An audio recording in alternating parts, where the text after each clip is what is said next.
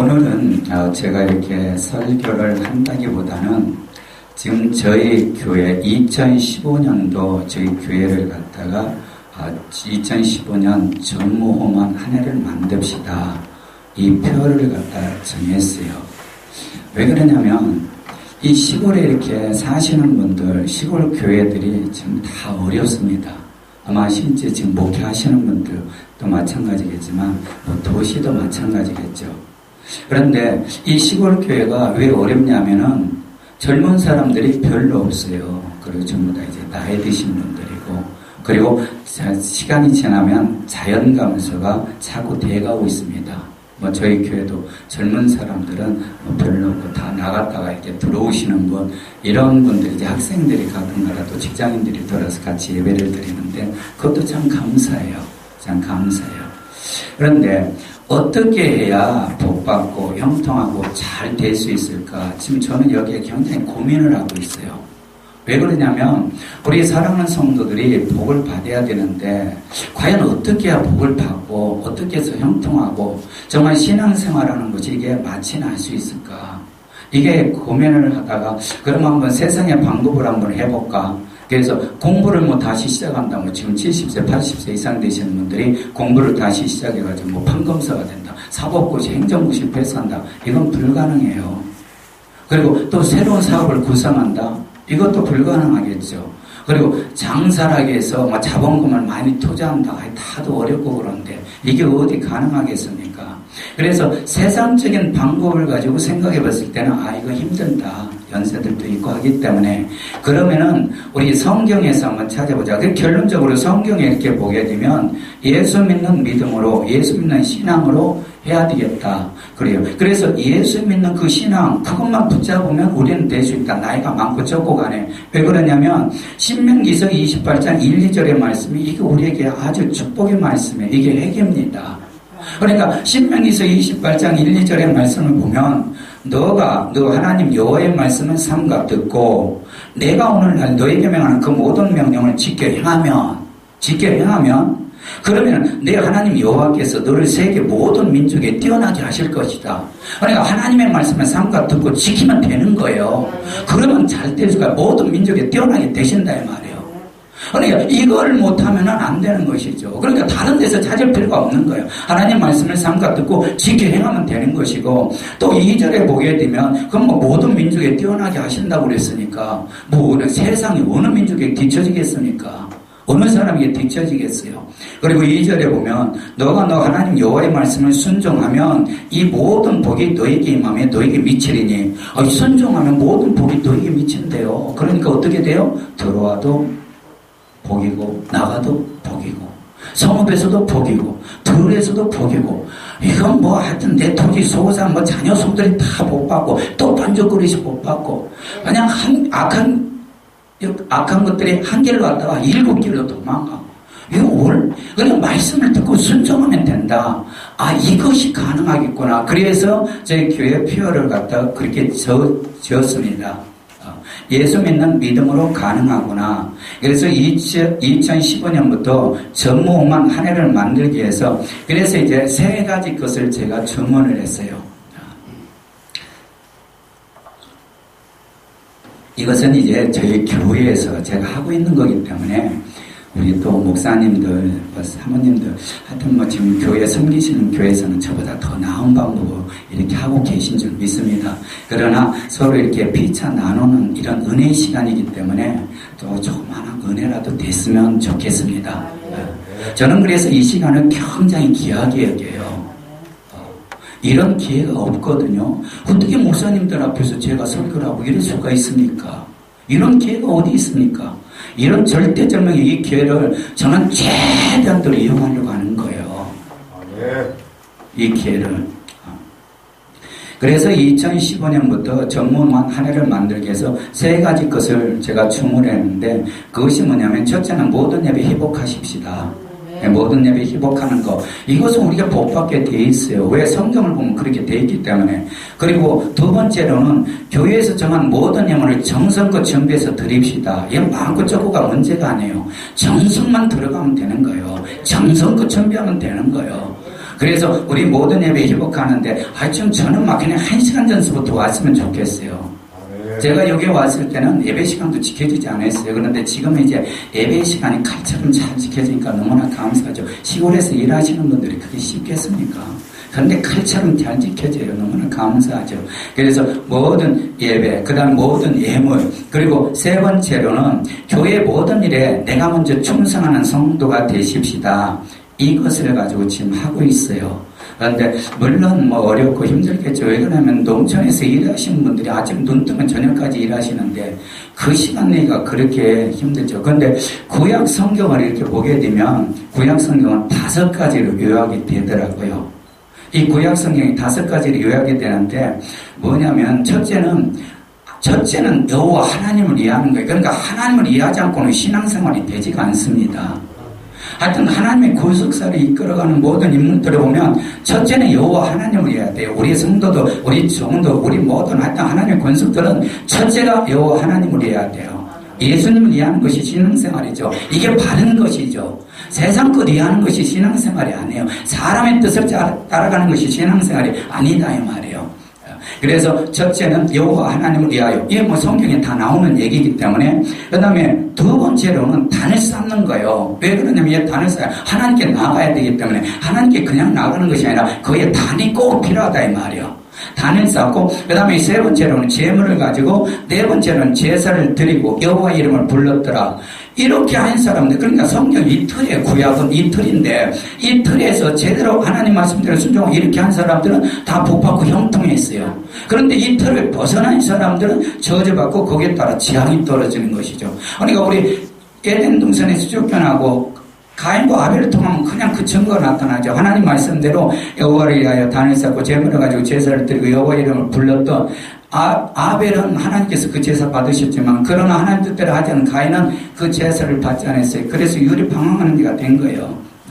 그런데 이 구속사가 그대로 이어져요. 에노스. 그냥 아벨이 죽으니까 에노스. 그래서 에노스가 여호와 이름을 불렀고 또 노아가 의로운 사람이 돼서 하나님께 또 제사를 드렸고 1년 10일 만에 이렇게 노아 방주에서 나와서 하나님께 제사를 드렸지 않습니까? 그리고 아브라함 보세요. 너 본토 친척 아비집 땅아 내가 너에게 지시할 땅으로 가라. 그리고 움직여서 가나안 땅에 도착해서 세겜 땅에서 뭐 했습니까? 하나님께 제사를 드렸어요. 또 내려와서 베델과 아이사의 제사를 드렸고 하나님께서 그에게 가나안 땅을 주시겠다는 그 말씀을 받고 거기에서 또 제사를 드리는데 그 제사가 세상에 비둘기 그걸 못 꺾지 않고 피 흘리지 않았다고 그 제사를 실패해서 너희 후손이 4대 만에 이방이 종이 돼서 4대 만에 풀려난다고 하는 이 엄청난 저주가 떨어지는 것이죠. 그러니까 이게 제사가 이렇게 엄청난 큰 비중을 차지하고 있습니다. 그래서 아브라함을 통해서 이삭이 또 이렇게 제사를 드리면서 그 믿음의 계보를 이어갔고 야곱이 그 믿음을 계보로 이어갔어요. 그런데 이삭은 이 산채로 이렇게 제물이 된 사람이라 그런지 하나님께서 모든 복을 주셨는데 씨 뿌리면 그냥 100배가 걷고 가서 그냥 땅만 파면 그냥 물이 술술술술 나오고 그런데 블레셋 사람들이 그걸 다 뺏어가요. 그 뺏어가도 그냥 다른 데 가서 또 물 그걸 파면 그냥 삽질 따고 하면 물이 쭉 나오고 물이 쭉 나오고 그런데 다툴 필요가 없는 거예요. 세상이 감당할 수 없는 사람이기 때문에 그래서 이 블레셋 사람들이 손 바짝 들었죠. 그리고 그가 이제 브엘셀바에 가서 물을 땅을 팠는데 거기서 물이 나오기 때문에 거기에서 또 하나님께 제사를 드려요. 브엘셀바. 그리고 야곱이 또 하나님 섬기는데 야곱이 요셉을 통해서 모든 가족들 다 데리고 애굽 땅으로 갔대. 마지막 브엘셀바 그 가나안 땅 마지막 그 제일 하단에서 하나님께 제사를 드리고 애굽에 들어가요. 그리고 애굽에 들어가서는 이제 제사 헌장이라고 하는 것을 찾아볼 수 없어요. 물론 성경에 아브라함의 그 제사 실수로 해서 애굽에 종이 되지만 애굽에 들어가서 제사가 없기 때문에 그들은 제한적으로 애굽에 종이 되는 것이죠. 그러니까 하나님의 말씀에 따르지 않고 여호와 하나님을 위하여 단을 쌓고 제물을 가지고 제사를 드리고 여호와 이름을 부르는 이 삶을 살지 않으면 어느 날 자기도 모르는 순간에 벌써 이방인의 종이 돼 있다고는 사실이에요. 이게 무섭다 이 말이에요. 우리 사랑하는 우리 목사님, 정말 우리도 정말 이런 하나님의 말씀대로 꼭 이렇게 해야 될 줄로 믿습니다. 하나님의 말씀은 뭐 변치 않고 또 능력이기 때문에 그래요. 그래서 결국에 그들이 출애굽해가지고 그 다음에 시내산에 도착해서 뭡니까?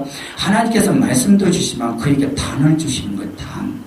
야, 제사들이 단, 지금까지는 각각의 제사단이 다 달랐어요. 또 있죠. 환경, 여건에 따라서 다 달랐는데, 이제 이 모세를 통해서는 성막이라고 하는 단이 딱 주어지는 거예요. 그러니까 다른 어떤 장소에서도 제사들은 받지 않으세요.